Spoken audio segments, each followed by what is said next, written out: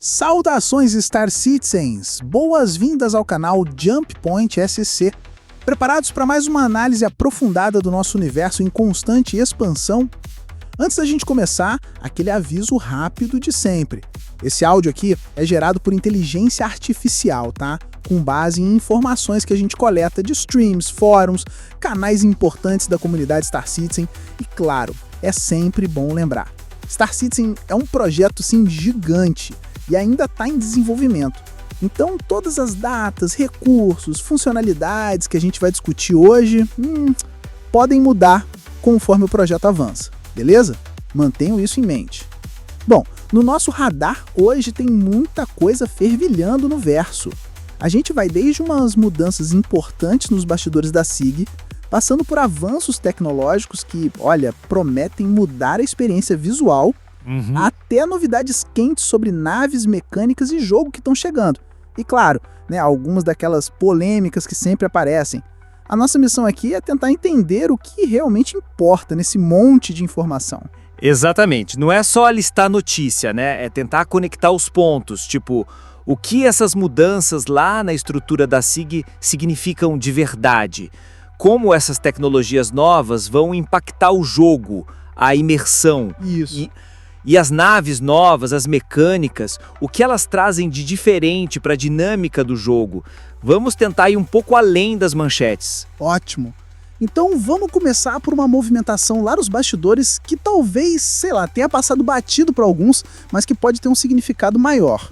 A Turbulent, aquela empresa que muita gente conhece por fazer os sites, o launcher, parte da infraestrutura online da SIG. Sim, eles são bem conhecidos. Então, eles passaram por uma reformulação de marca.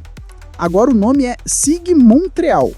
Na prática, parece mais uma formalização do que já rolava, né? Eles são, para todos os efeitos, um estúdio interno da SIG. Essa consolidação é interessante. A Turbulent sempre foi uma parceira fundamental, mas essa mudança de nome, a identidade nova se tornando oficialmente SIG Montreal, a SIG Studio, sugerem uma integração ainda mais forte, né? Parece que sim. Pode ser um sinal de que a SIG está centralizando mais os recursos para as fases finais de desenvolvimento, tanto do Squadron 42 quanto do Star Citizen 1.0, fortalecer a equipe interna que cuida dessa espinha dorsal online do projeto faz todo sentido estratégico, né? Total. E por falar em fases finais, em prazos, essa notícia veio junto com as reiterações importantes sobre datas.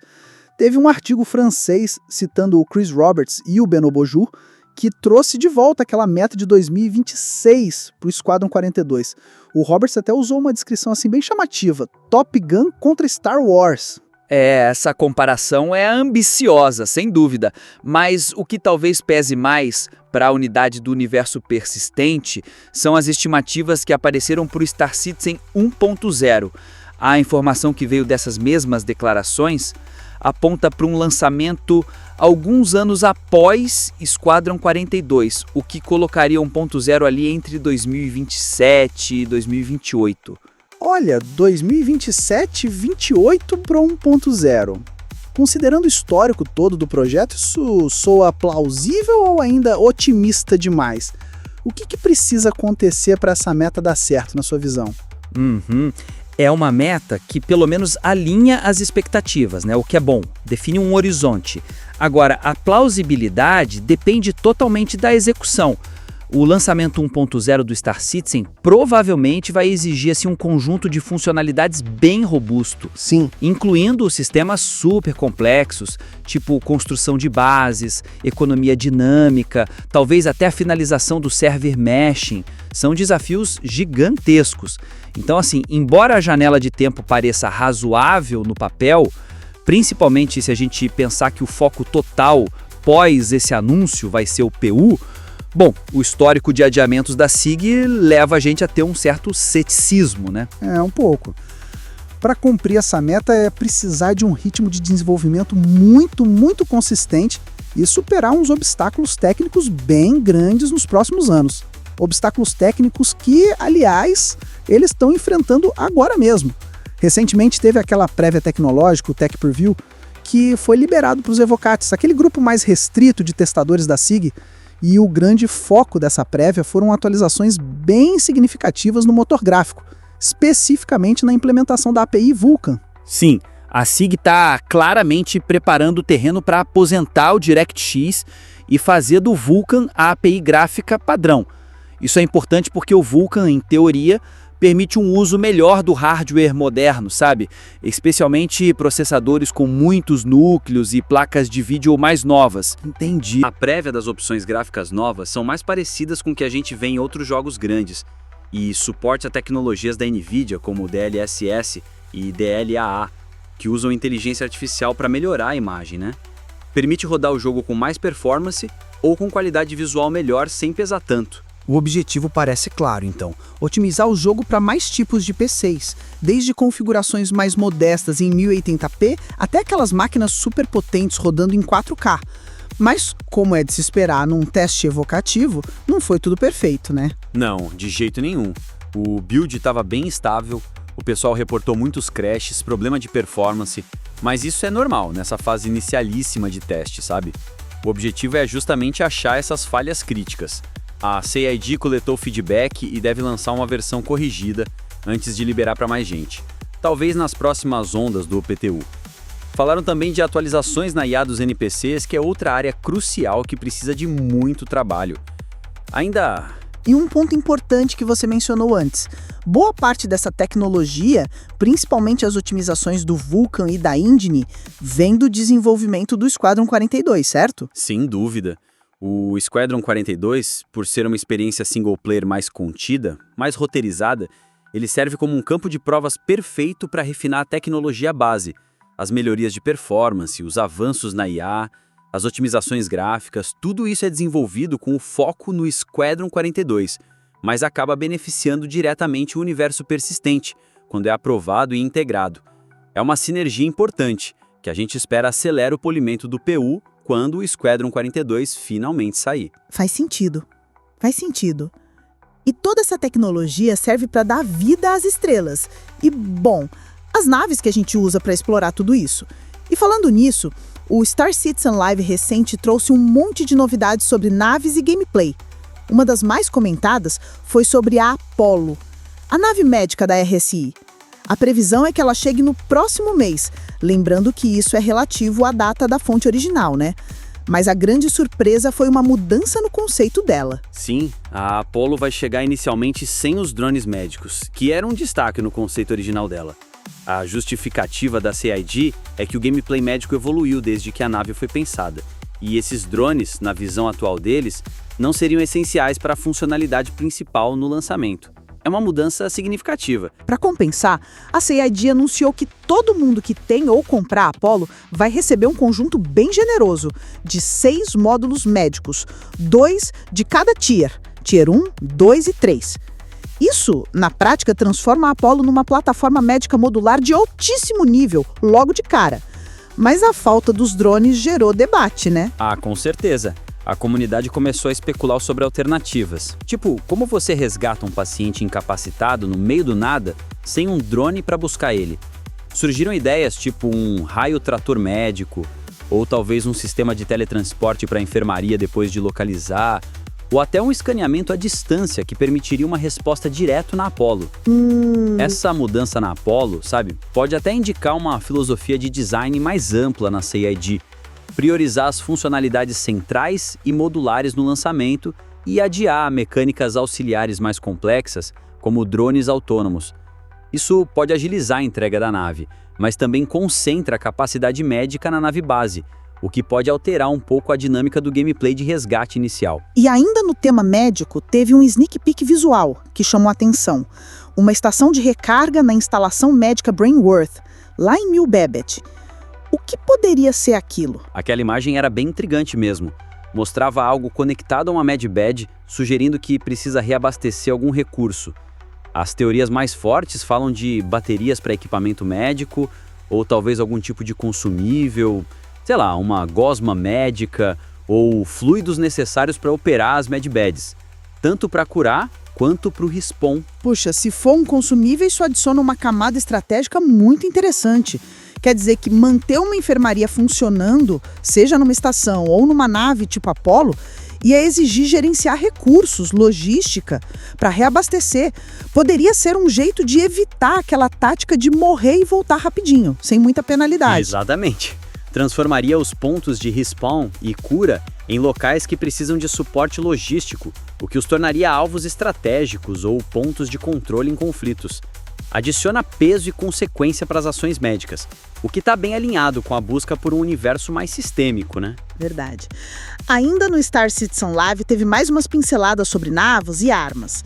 Mencionaram que mais opções de armas bespoke, aquelas armas customizadas, feitas especificamente para certas naves que não dá para trocar livremente, devem chegar na próxima IAE. A Intergalactic Aerospace Expo. Sim, embora essas armas continuem restritas às naves para as quais foram feitas, ter mais variedade dentro dessa restrição é sempre bom, né?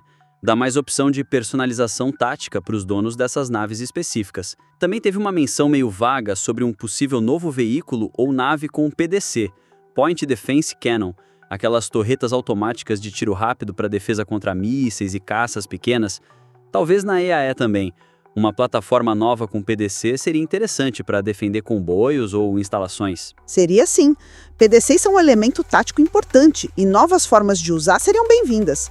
Mas a grande novidade de gameplay que talvez tenha mais impacto logo de cara, quem sabe chegando no patch 4.31, é a funcionalidade de serviços de hangar. Ah, sim. A capacidade de naves maiores, como a Idris, usarem seus próprios hangares internos para rearmar, reparar e reabastecer as naves menores que pousarem dentro dela. Isso é gigante. É a concretização daquele conceito de nave-mãe de uma forma muito mais prática e funcional do que a gente tem hoje. Imagina só as possibilidades. Uma Idris ou outra nave capital servindo como base avançada móvel para um esquadrão de caças. Nossa! Uma nave de exploração reabastecendo sua nave auxiliar em sistemas distantes, ou até uma nave de resgate, como a Apollo, reabastecendo seus transportes médicos. Isso abre um leque enorme de dinâmicas táticas, logísticas e pode estar conectado com futuras missões de resgate ou eventos dinâmicos. Tá todo mundo ansioso para ver isso no roadmap atualizado. Com certeza. Mas nem só de mecânicas vive Star Citizen, né? O financiamento continua sendo um tópico quente. E aqui a gente entra numa área que pode ser controversa. A SIG deu a entender que o Battle Cruiser, uma nave capital ainda maior que a Javelin, prevista para o ano que vem, pode ser a última grande venda de conceito. A estratégia seria mudar cada vez mais para o lançamento de naves já prontas para voar, o modelo Flight Ready. Ponto que acende o debate na hora é o próprio Battle Cruiser. A gente está falando de uma classe de nave que na hierarquia militar está acima do Destroyer, que é a Javelin. Se uma Javelin já custa ali na faixa de $2.700 a $3.000 durante as vendas limitadas, Que já é muito dinheiro. já é muito, quanto poderia custar um Battle Cruiser, especialmente se for vendido como a última grande oportunidade de conceito? A especulação na comunidade chegou a valores tipo $5.000. E um preço desses para uma nave tão poderosa, inevitavelmente levanta questões, né? É pay to win? Mesmo com a promessa de que vai dar para conseguir no jogo eventualmente, provavelmente depois de um esforço gigantesco? Ou é só uma forma de financiamento focado em um público muito específico que aceita pagar caro por exclusividade e acesso antecipado? É um debate complexo, sabe, sem resposta fácil. Por um lado, a SIG Fender argumenta que tudo vai poder ser obtido no jogo, o que para alguns afasta a acusação de pay to win. O dinheiro real compraria só tempo e conveniência. Por outro lado, o acesso antecipado a uma plataforma de poder tão grande, capaz de influenciar o equilíbrio de poder no verso, mesmo antes do lançamento, isso sempre vai ser visto por muitos jogadores como problemático. A parte que talvez seja positiva é essa sinalização de um futuro com mais naves Flight Ready, o que agrada a uma parte grande da comunidade que prefere comprar naves que pode pilotar na hora. Mas o preço e o poder do Battle Cruiser com certeza vão gerar discussões bem acaloradas. Provavelmente vai ser também em torno das vendas de outra nave capital, a Idris. Antes disso, só um update rápido sobre o Ship Showdown. Os confrontos dos elites estavam definidos. Era Redeemer contra Apollo Midvac, o M50 contra Anvil Gladiator, Crusader Zeus MK2 contra Drake Vulture, Spea Prowler e Utility contra a favorita RSI Polaris. E um pedido de free fly com essas naves estava rolando ou para começar. E voltando para as vendas de peso, a SIG anunciou uma série enorme de 24 ondas de venda para RSI Idris, começando na data que a fonte original mencionou, 26 de agosto. As primeiras 12 ondas teriam acesso prioritário, supostamente para jogadores mais antigos, com gastos maiores ou testadores mais ativos, seguindo uns critérios internos lá da SIG. O que gerou muita especulação e até uma certa frustração foi a falta de informação sobre quantas Idris iam ter em cada uma dessas 24 ondas. A SIG não falou esse número. Exato. E essa falta de transparência é um ponto crítico. As estimativas na comunidade variavam demais, de poucas dezenas a centenas por onda, o que daria milhares de naves no total. Por que não ser transparente sobre a quantidade? Isso levanta a suspeita de criarem uma escassez artificial para impulsionar as vendas rápidas pelo medo de perder a chance. Sim. Independente da quantidade real, a expectativa era de sempre que as Idris, principalmente as versões Warbond com desconto, iam esgotar em segundos a cada onda, porque a demanda por nave é altíssima. É uma dinâmica de vendas que sempre gera debate. Mudando um pouco de assunto, mas ainda falando dessa relação SIG e comunidade, teve um reconhecimento público de uma falha recente. Durante aquele evento Resource Drive no patch Alpha 4.2.1, muitos jogadores tiveram problemas sérios com os elevadores de carga, que eram essenciais para a mecânica do evento. Elevador quebrava, não respondia, perdia carga, foi bem frustrante. E a SIG falou sobre isso no Insight Star Citizen, pedindo desculpas pela experiência ruim e reconhecendo que os testes internos não pegaram a dimensão do problema antes do evento ir para o ar. A questão que fica é: isso representa uma mudança real na abordagem de testes e qualidade, principalmente para eventos que dependem de mecânicas específicas, ou foi só um pedido de desculpas protocolar esperado num ambiente alfa, onde coisas quebram, né? É difícil dizer, o desenvolvimento alfa é instável por natureza, mas eventos planejados precisam de um nível mínimo de funcionalidade para não frustrar quem participa. É um equilíbrio complicado entre lançar conteúdo novo, rápido, e garantir que ele funcione minimamente bem. Talvez a experiência com os elevadores sirva de lição para testarem mais as funcionalidades críticas de eventos futuros. A gente espera que sim. E essa tensão entre velocidade e estabilidade fica clara também no ritmo dos patches. Uma informação que circulou foi a intenção da SIG de manter um patch por mês até o fim do ano. Sim, isso surpreendeu alguns, porque incluir patches até mesmo em outubro, mês da CitizenCon, e novembro, mês da IEA. A meta original para 2024 era de 10 patches, mas nesse ritmo poderiam chegar a 11. É um ritmo intenso. Extremamente intenso. A grande questão é a substância desses patches mensais. Será que vão conseguir entregar conteúdo significativo ou correções importantes todo mês, especialmente durante os períodos de grandes eventos que consomem muitos recursos de desenvolvimento e marketing? Ou a gente vai ter patches menores focados mais em habilitar o conteúdo dos eventos, CitizenCon e IEA, e com poucas novidades de mecânicas ou sistemas? Manter a cadência é uma coisa, entregar valor real em cada patch é bem diferente. Vai ser algo para a gente observar de perto nos próximos meses. Com certeza. Bom, fizemos um apanhado geral bem denso hoje, hein? Passamos pela reorganização interna com a Turbulent e as novas projeções de datas para Squadron 42 e Star Citizen 1.0. Vimos avanços tecnológicos com o Vulcan e o DLSS e DLLA testados. Discutimos as novidades da Apollo, o potencial gameplay médico com recursos, as armas bespoke e a tão aguardada funcionalidade de nave-mãe.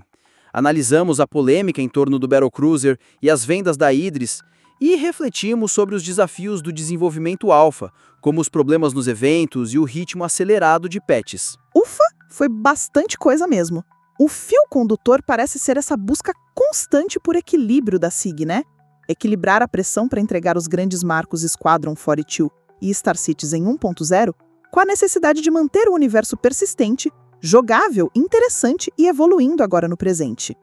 A introdução gradual de mecânicas mais interdependentes, como a logística de reabastecimento em naves-mãe ou a possível economia de recursos médicos, apontam para um futuro com mais profundidade, mais complexidade estratégica, mas também introduz pontos onde as coisas podem dar errado e exige mais dos sistemas por baixo.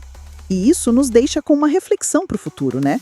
À medida que naves capitais como a Idris e futuramente o Battlecruiser se tornam mais presentes no verso, mesmo que no começo, na mão de poucos, e as mecânicas de jogo exigem mais cooperação logística, gerenciamento de recursos, Como vai remodelar o equilíbrio de poder entre os diferentes tipos de jogadores e organizações?